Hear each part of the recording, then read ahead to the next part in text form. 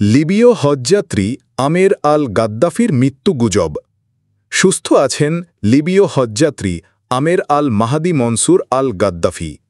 সম্প্রতি সামাজিক যোগাযোগ মাধ্যমে লিবীয় হজযাত্রী আমের আল মাহাদি মনসুর আল গাদ্দাফির মক্কায় মৃত্যুর একটি ভুয়া খবর দ্রুত ছড়িয়ে পড়েছিল।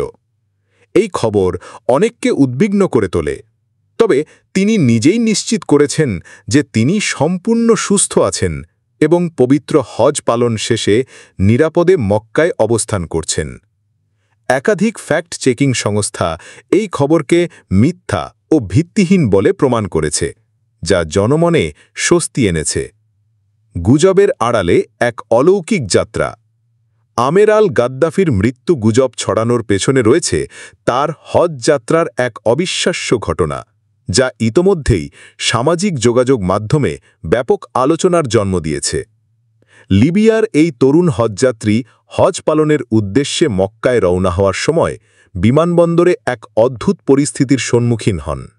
তার পদবি আল গাদ্দাফি হওয়ায় নিরাপত্তা ব্যবস্থায় তাকে আটকে দেওয়া হয়, কারণ লিবিয়ার গৃহযুদ্ধের 1 দশকের বেশি সময় পরও কিছু সিস্টেমে এই পদবি কালো তালিকাভুক্ত রয়ে গেছে।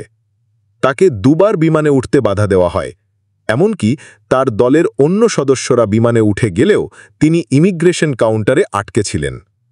তবে আমেরের বিশ্বাস ছিল অটুট। তিনি বলেছিলেন, আমি এখান থেকে সরব না যতক্ষণ না হজের সফরে যেতে পারি। এই অস্বাভাবিক পরিস্থিতি তার গল্পকে প্রথম জনসম্মুখে নিয়ে আসে। অলৌকিক বিমানযাত্রা ও দৃঢ় বিশ্বাস। আমেরকে ছাড়াই বিমান উড্ডয়নের কিছুক্ষণ পরেই কারিগরি ত্রুটির কারণে সেটি ফিরে আসে। এমনকি দ্বিতীয়বার উড্ডয়নের চেষ্টা করেও একই সমস্যা হয় এবং বিমানটি আবারও ফিরে আসতে বাধ্য হয়। যাত্রী ও ক্রুডের ভাষ্য মতে দ্বিতীয়বার জরুরি অবতরণের পর বিমানের ক্যাপ্টেন ঘোষণা দেন, আমি কসম খাচ্ছি, আমের না থাকলে আমি আর এই বিমান ওড়াব না। এরপরই কর্তৃপক্ষ দ্রুত আমেরকে ছাড়পত্র দেয় এবং তৃতীয়বারের চেষ্টায় তাকে নিয়েই বিমানটি সফলভাবে মক্কার উদ্দেশ্যে যাত্রা সম্পন্ন করে।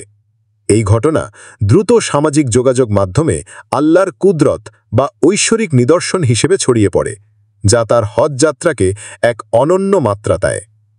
আমের নিজেও বলেছিলেন, আমি শুধু হজে যেতে চেয়েছিলাম, যদি তা আমার জন্য লেখা থাকে তবে কোনো শক্তিই আমাকে থামাতে পারবে না।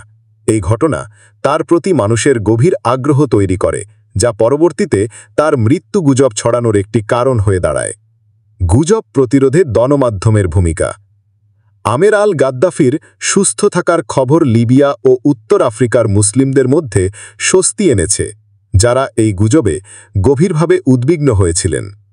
সৌদি কর্তৃপক্ষ এবং গণমাধ্যম সবাইকে যাচাই বাছাই করে গুজব ছড়ানো থেকে বিরত থাকার এবং কেবলমাত্র বিশ্বস্ত সূত্র থেকে তথ্য গ্রহণের আহ্বান জানিয়েছে।